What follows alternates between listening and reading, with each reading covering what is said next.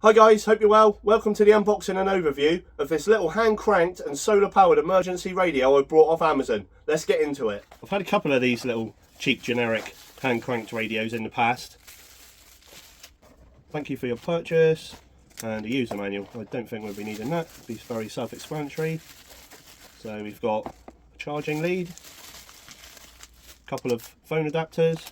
So for the charging you've got the solar option, the hand cranking option and a USB input option. It's receiving a charge. There is a little indicator light here which will light up when it's actually charging. So being made for emergency use, this thing's got a couple of functions. It's got this little flashlight on it, and then the radio which you'd use to keep up to date with any events in an emergency or crisis. So here's on off volume.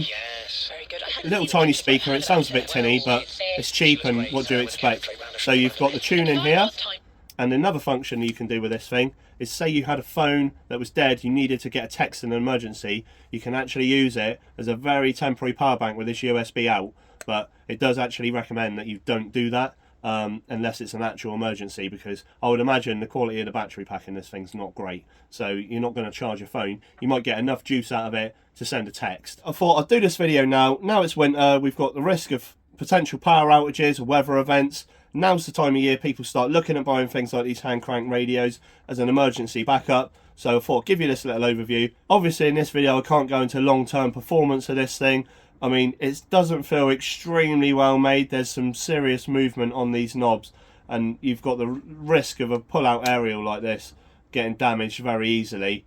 But at the end of the day, it's a cheap little unit. It gives you the ability to self-charge it without the need for mains power, so in a grid down blackout situation you can keep it going. It's got the torch function on it as well.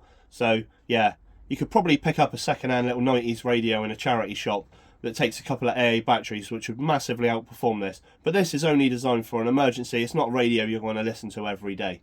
Hope you've enjoyed this little overview. If you have, give it a like and subscribe to my channel for similar videos. See you next time.